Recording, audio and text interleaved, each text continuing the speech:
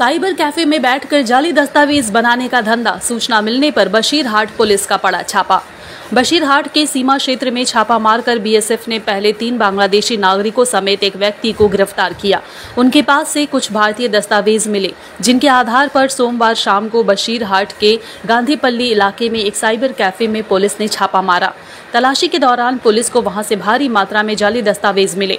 इस घटना में साइबर कैफे के मालिक राकेश मंडल को बशीरहाट थाने की पुलिस ने अरेस्ट कर लिया।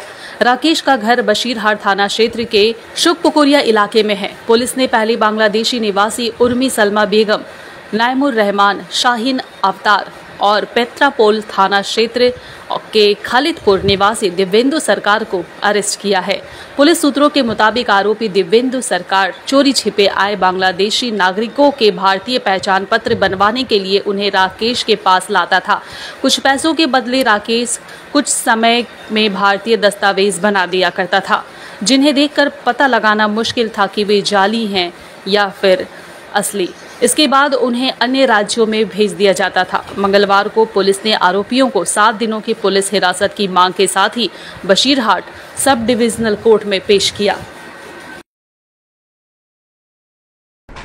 कल के एक स्पेसिफिक इनपुट पावर पर আমরা 4 জনকে এখানে बनगांव थाना अंतर्गत अरेस्ट করেছি, যেখানে প্রথম হচ্ছেন 3 জন, ওর মধ্যে বাংলাদেশি অনুপ্রবেশকারীরা রয়েছেন। উর্মি সলমা বেগম, নায়মুর রহমান বয়স 27, শাহানা আক্তার বয়স 21 ইয়ার্স। এরা একজন টাউট সুজয় মিস্ত্রি, যে এখানকারই হরিদাসপুরে বাড়ি। ওখান থেকে আমরা 4 জনকে লিড পাওয়ার পর গেট নাম্বার 2 আপনারা জানেন রেলওয়ে গেট, ওখান থেকে অ্যারেস্ট করা হয়েছে। 14 ফরেনার অ্যাক্ট এদেরকে আমরা কেসটা রুজু করি আর তারপরে এদেরকে পিসি নিই, মানে পুলিশ রিমান্ড। আজকে এরা পুলিশ রিমান্ডে চলে আসবে। ওদের সঙ্গে আমরা ইন্টারোগেশন যখন আমরা প্রাইমারি লেভেলে করি, তারপরে আমরা জানি কি দ্যাট এই যে বিডি ন্যাশনালরা আছেন বা বাংলাদেশি প্রবেশকারী, এরা এখানকার একটা লোকাল শপ আছে রাকেশ ডিজিটাল নামে, যেখানে রাকেশ মণ্ডল একজন মানুষ। এরা মানে accused person, he used to make some fake ID cards, যেমন আধার কার্ড আর ফেক অন্য কাস্ট সার্টিফিকেট, ভোটার আইডি কার্ডগুলো বানাতো। তারপরে আমরা ইমিডিয়েটলি ওখানে রেড করি আর কিছু কিছু যে ইনক্রিমিনেটিং আর্টিকেলসগুলো আছে ওটা পাই। এর সহ প্রচুর মাত্রায় কম্পিউটার আর্টিকেলসগুলো পাওয়া গেছে। আজকে ওনাকে অ্যারেস্ট করার পরে আমরা স্পেসিফিক কেস দিয়ে ওনার পিসি নিয়েছি। আসার পরে পিসিতে আসার পরে আর বাদ বাকি যে ইনভেস্টিগেশনে আছে কারা কারা এই চক্রের মধ্যে ইনভলভ রয়েছে ওটা দেখা হবে, আর কারাগারের মধ্যে ইনভলভ রয়েছে বা কতজন এরকম এরা কার্ড বানিয়েছে ওটা পুলিশ তদন্ত করছে। যে টিম এটাকে ধরেছে আর যেখান থেকে ইনপুটটা আমরা পেয়েছি সবাইকে আমি ধন্যবাদ জানাচ্ছি, খুব ভালোভাবে কাজ করেছে।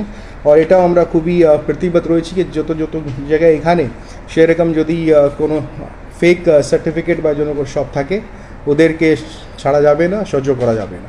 তো ইমিডিয়েটলি আমরা দেখছি, আর যদি কিছু পরবর্তীকালে তদন্ত যদি আমরা জানতে পারি আপনাদের মারফত আমরা বাদ বাকি যে ডেভেলপমেন্ট আছে ওটা জানাতে থাকবো। এটা কি বাংলাদেশ থেকে যারা আসে তারা কি এখান থেকে এরকমভাবে জাল ভোটার কার্ড, আধার কার্ড এরকম তৈরি করা হতো?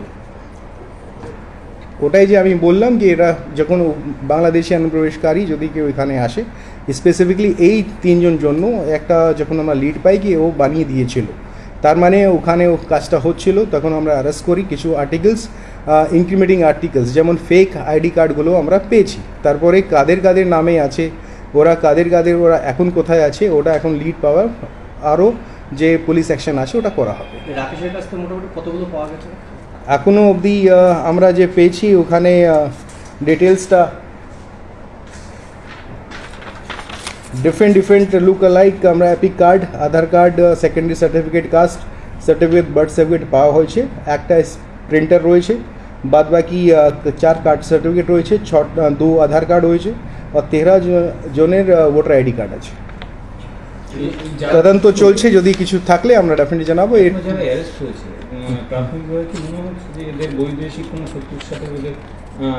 এই ধরনের সার্টিফিকেট বা এই কার্ড জাল নথি বানিয়ে দেওয়ার কোনো, যখন অনুপ্রবেশকারীরা আসে আপনারা জানেন কি এখানে থাকতে গেলে ওরা এই সব ধারণায় প্রবেশ করার জন্য বা যদি মানে লিগ্যাল সিস্টেম থেকে বাঁচার জন্য সেরকম fake ID card definitely use করে। তো এটা যে একটা দোকান আমরা পেয়েছি, বাদ বাকি কোথায় কোথায় আছে এর আগেও আপনারা দেখেছেন ইউপি থেকে একটা টিম এসেছিলো, তারপরে একজনকে তুলে নিয়ে চলে গেছে। তো আমরা সবসময় অ্যাসিস্ট করি।